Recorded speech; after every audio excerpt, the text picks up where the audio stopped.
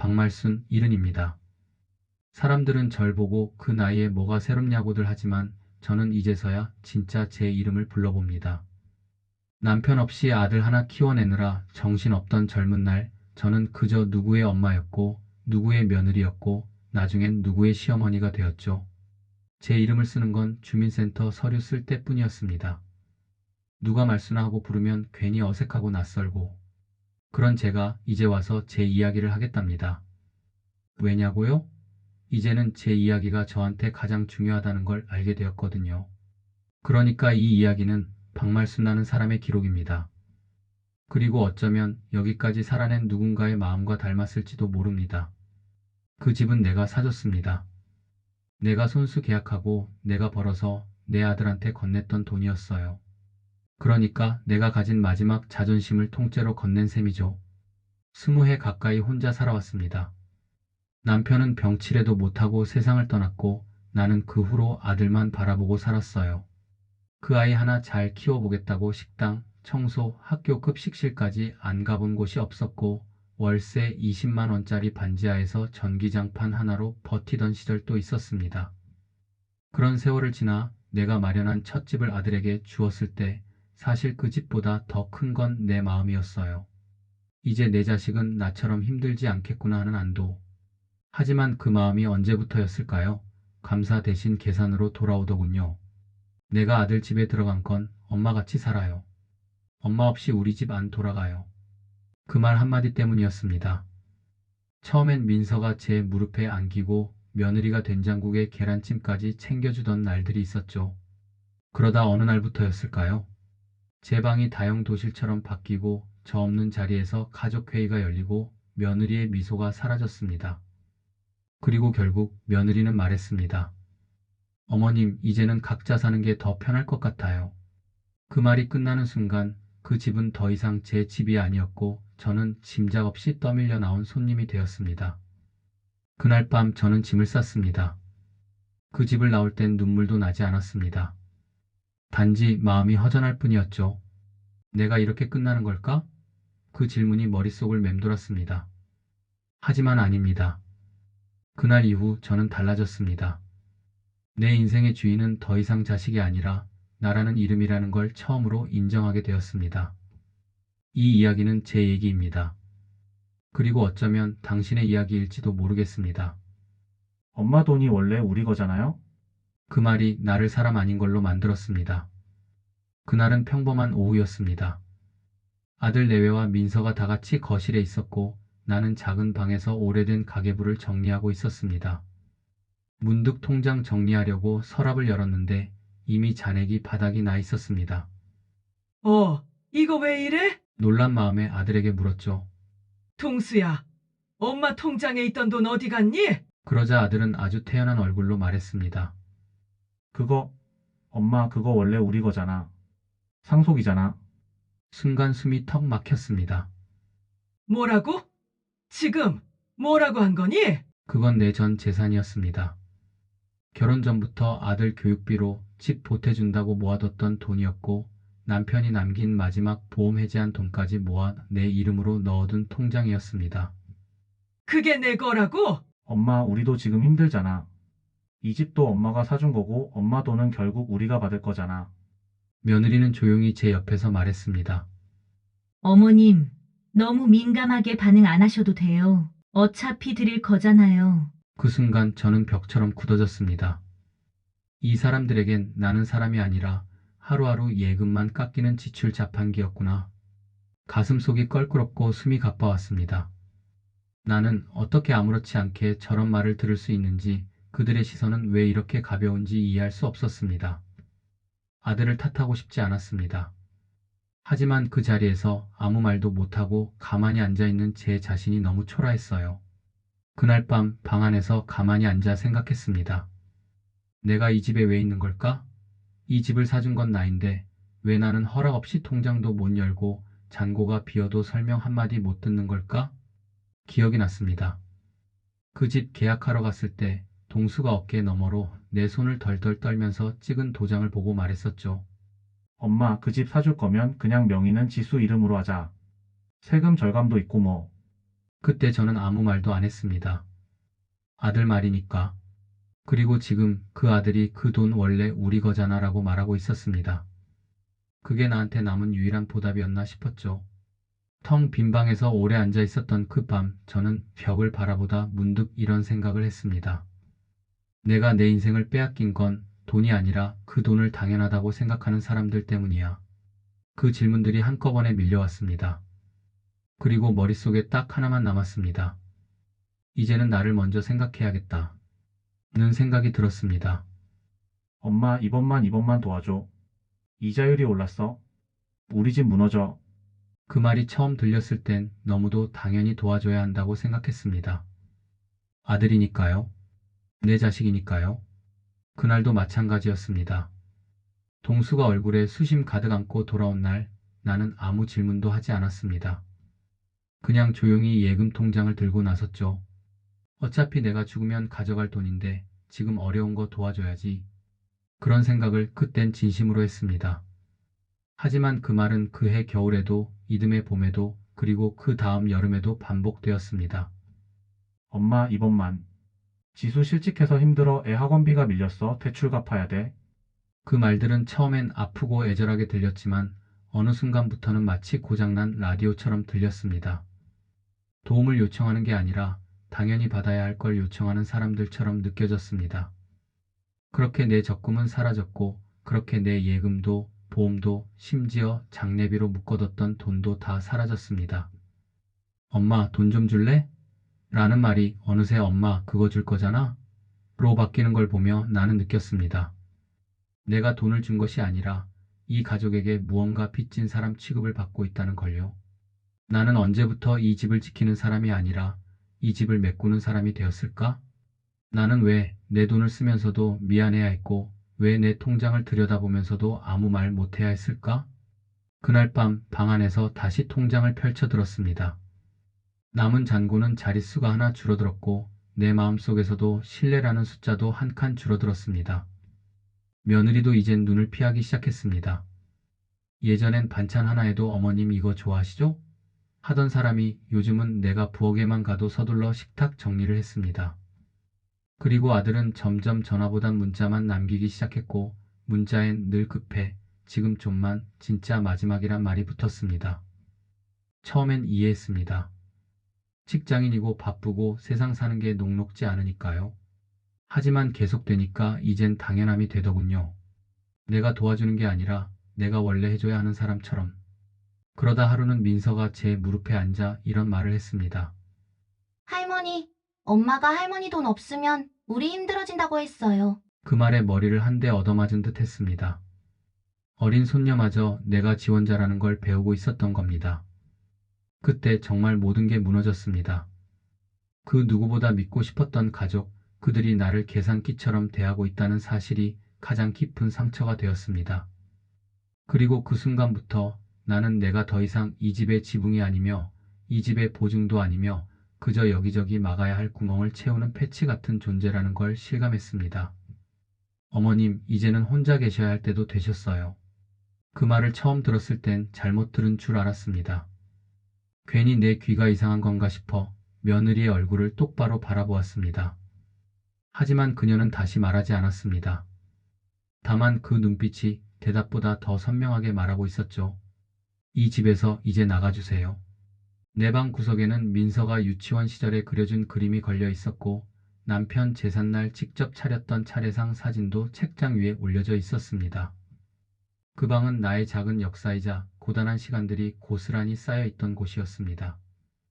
혼자 계셔야 할 때도 되셨다는 말은 그 모든 시간을 한순간에 지워버리겠다는 선언 같았습니다. 나는 식탁에 앉아 멍하니 차 한 잔을 들었습니다. 따뜻했던 물이 식어가는 속도만큼 내 안의 온도도 서서히 차가워졌습니다. 아들에게 물었습니다. 동수야, 너도 그렇게 생각하니? 아들은 대답을 하지 않았습니다. 대신 고개를 숙이고 한숨을 쉬었습니다. 그게 대답이라는 걸 나는 너무도 잘 알고 있었습니다. 그날 밤 불도 켜지 않은 채 방 안에 앉아 있었습니다. 창밖엔 봄비가 소리 없이 내리고 있었고 내 마음은 그보다 더 고요하게 젖어가고 있었습니다.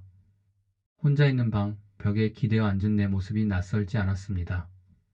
그래. 나도 이제 나 혼자 살아보자. 그 문장이 머릿속에 맴돌기 시작했습니다. 처음엔 슬펐지만 곧 묘하게 편안해지기도 했습니다. 누구에게도 기대지 않고 누구의 눈치도 보지 않는 삶. 그 삶이 얼마나 외롭고 고달픈지 알면서도 나는 오히려 그 길로 걸어가고 싶었습니다. 그리고 그 순간 나는 처음으로 내 안에 있었던 진짜 나를 만나게 되었습니다. 그날 아침 유난히 바람이 쌀쌀하게 느껴졌습니다. 며느리의 말과 아들의 침묵이 하루 종일 머릿속을 맴돌았고 나는 마치 집 안 어디에도 내 자리가 없는 사람처럼 느껴졌습니다. 아침밥도 차려지지 않았고 식탁엔 나를 위한 반찬이 하나도 없었습니다. 그렇게 조용히 방문을 닫고 나는 아무 말 없이 집을 나섰습니다. 행선지도 없이 버스를 탔고 그렇게 도착한 곳이 구청이었습니다. 무언가 해야겠다는 생각뿐이었습니다. 뭘 해야 할지 정확히 모르겠는데도 그저 내 이름으로 무언가를 다시 시작하고 싶었습니다. 복지상담실 앞에 앉아 대기표를 들고 기다리는데 왠지 모르게 가슴이 뛰었습니다. 창구 직원이 제 이름을 불렀습니다. 박말순 어르신, 안으로 들어오세요. 순간 내 이름이 낯설게 들렸습니다. 얼마 만에 누군가가 정중하게, 그것도 내 인생과 전혀 관련 없는 누군가가 나를 이름으로 불러준 건지 기억도 나지 않았습니다. 어르신, 인감증명서 떼시겠어요? 네, 제 이름으로요. 나는 떨리는 손으로 사인을 하고 도장을 찍었습니다. 내 이름 석자가 적힌 종이를 받아 들었을 때 묘한 울컥함이 올라왔습니다.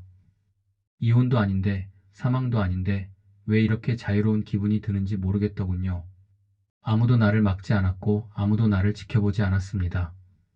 나는 그곳에서 오롯이 나만의 의지로 첫걸음을 뗐습니다. 그날 이후 나는 매일 아침 창문을 열며 생각했습니다. 이젠 나를 위한 계획을 세워야겠구나. 그 첫 계획이 바로 결심이었습니다. 나를 내쫓은 사람에게 의지하지 않고 내가 나를 위해 결정을 내리는 삶. 그 시작은 작은 종이 한 장이었지만 그 종이엔 내가 다시 주인이 되는 서명이 담겨 있었습니다. 계약서를 쓰는 내 손이 떨렸다. 박말순 씨, 이쪽에 도장 찍으시고요. 이건 부동산 거래 신고서입니다. 맞죠? 부동산 중개인이 잔뜩 긴장한 얼굴로 서류를 넘겨줬습니다. 나는 그 위에 도장을 찍기 전에 잠깐 멈춰 섰습니다. 이 도장 하나가 내 삶의 어떤 장을 완전히 덮는 것이라는 생각이 들어서요. 하지만 나는 망설이지 않았습니다. 조용히 고개를 끄덕이고 천천히 도장을 눌렀습니다. 내 이름 석자가 꾹 눌린 붉은 인주 아래서 나는 오히려 평온을 느꼈습니다. 그 집은 내가 사준 집이었습니다. 하지만 결국 그 집에서 나를 위한 공간은 점점 줄어들었고 마지막에는 방 한 칸조차 마음 편히 있을 수 없게 되었습니다. 서류를 모두 마치고 중개인이 말했습니다. 잔금은 이 계좌로 보내드릴게요. 가족분들께는 뭐 따로 전달드릴 건 없죠? 나는 잠시 침묵하다가 고개를 끄덕이며 말했습니다. 절대 가족한테는 말 안 해주세요. 그 목소리엔 단호함이 담겨 있었습니다. 그날 부동산 사무소를 나와 은행에 들렀습니다. 새 계좌를 만들었고 적금 통장을 하나 개설했습니다. 나의 재시작이라는 이름으로요. 아무도 모르는 나만의 통장. 그 안에는 돈보다 소중한 내 인생의 새 출발이 들어 있었습니다. 혼자 김밥 한 줄을 사서 근처 공원 벤치에 앉았습니다.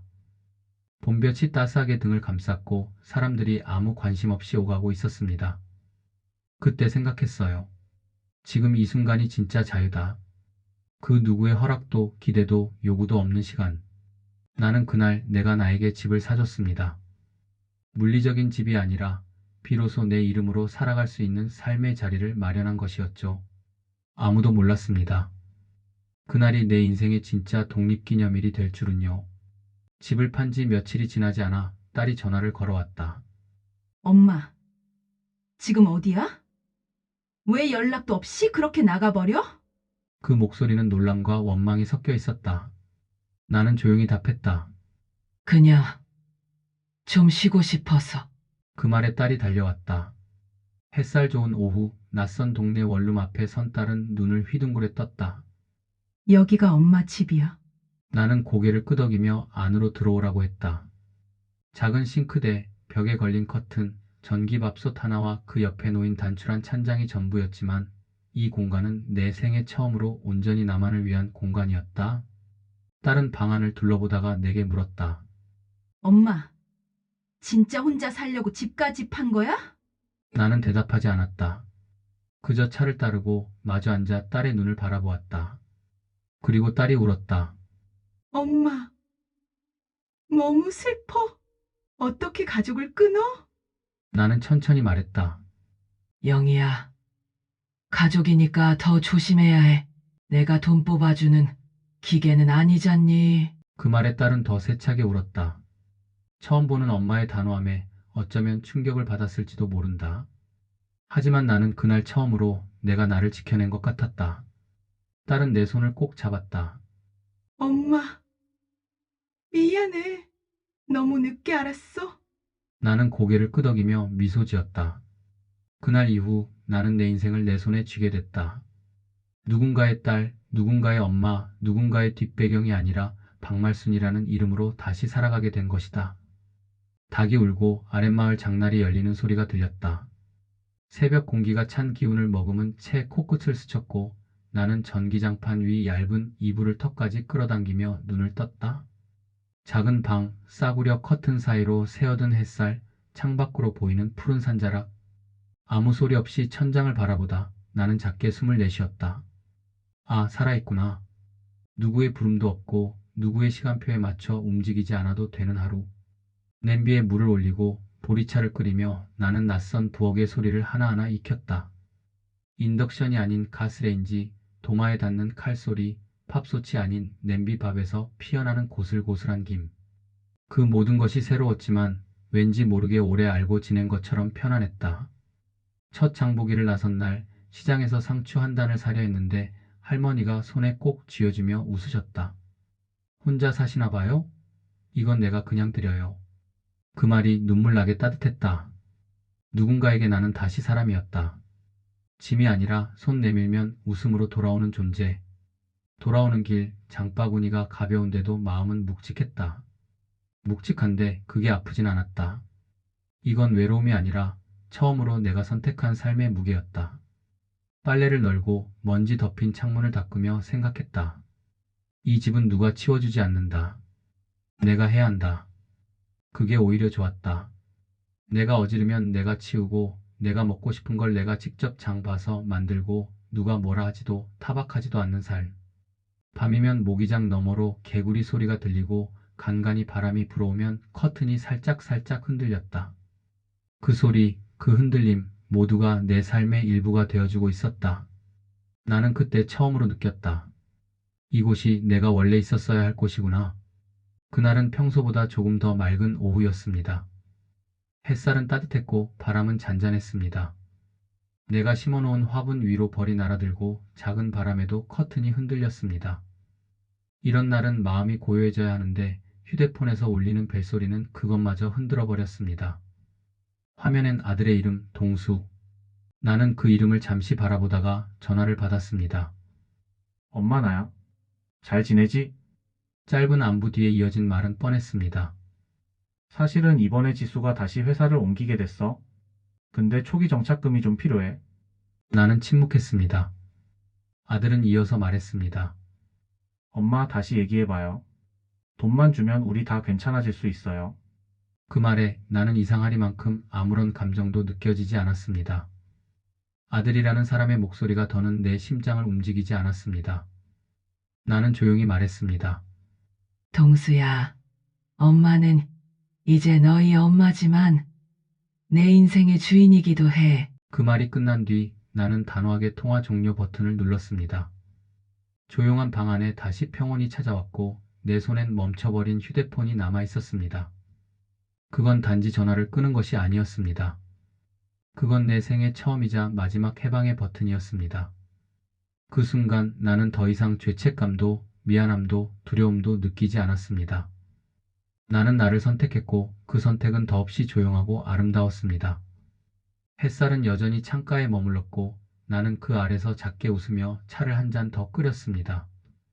마을 회관에서 사람들은 나를 박말순 씨라고 불렀다. 어색했다. 정말 어색했다. 수십 년을 동수 엄마, 며느리, 어머님이라는 호칭으로만 불리며 살아온 나에게 처음 듣는 그 정중한 호칭은 마치 누군가가 나를 새롭게 불러주는 느낌이었다. 처음엔 잘 대답하지 못했다. 머뭇거렸고 괜히 작게 웃었다. 하지만 하루 이틀 지나면서 점점 익숙해졌고 그 낯설음은 곧 위안이 되었다. 마을 이장님은 종종 내게 먼저 말을 걸었다. 박말순 씨, 다음 주에 회관에서 된장 담그기 체험 있어요. 같이 해봐요. 노인회에서 만난 할머니들은 반찬을 나눠주며 말했다. 말순 씨, 저 고들빼기 좋아하잖아. 이거 하나 챙겨가. 누구도 내 과거를 묻지 않았고 누구도 내 자식이 어떤 사람인지 묻지 않았다. 그저 지금의 나, 매일 아침 산책을 하고 시장에서 채소를 고르고 회관에서 한자 공부를 배우는 나를 봐주었다. 나는 다시 나를 부를 수 있게 되었다. 내 이름을 스스로 말할 수 있게 된 것이다. 누구의 엄마도 아닌, 누구의 시어머니도 아닌 그냥 나, 박말순. 이제 내 방의 시계는 누구의 시간도 재지 않습니다. 알람도 없습니다. 누구를 위해 맞춰둔 일정표도 없습니다. 그저 해가 뜨면 눈을 뜨고 햇살이 고요하게 스며드는 걸 따라 하루를 엽니다. 밥을 먹고 싶을 때 밥을 짓고 차를 마시고 싶을 때 물을 끓입니다. 벽에 걸린 달력엔 아무 약속도 적혀 있지 않지만 나는 하루하루를 빈틈없이 살아냅니다. 아침이면 뒷산을 걷습니다. 풀냄새와 흙냄새를 맡으며 나는 내 호흡을 천천히 세어봅니다. 누구의 숨소리에 맞출 필요가 없는 이 평온한 숨결.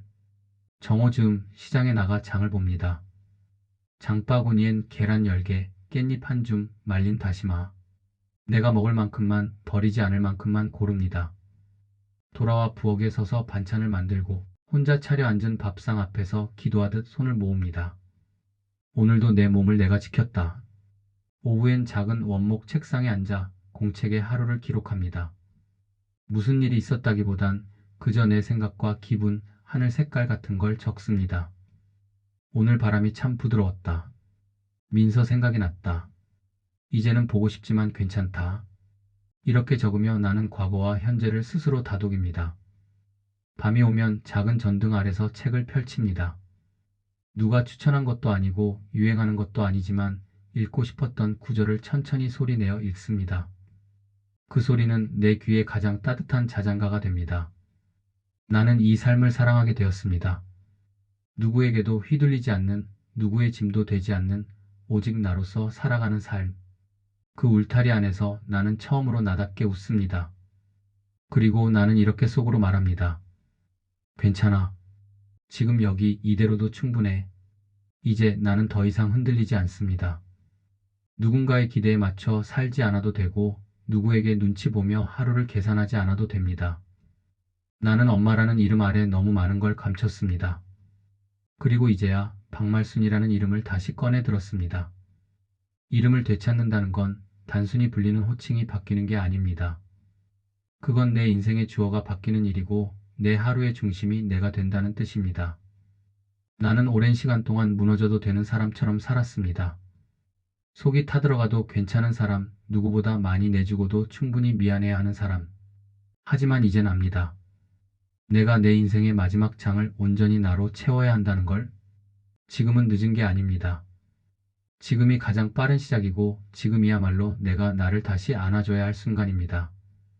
혹시 지금 비슷한 상황에 놓인 분이 계신다면 꼭 말씀드리고 싶습니다. 당신은 절대 혼자가 아닙니다. 당신은 누군가의 가족이기 전에 무엇보다 당신 자신이라는 사실을 잊지 마세요. 그리고 그 이름, 그 소중한 이름을 부르세요. 박말순처럼 그저 자신답게 오늘을 살아가시길 바랍니다. 지금까지 제 이야기를 들어주셔서 감사합니다.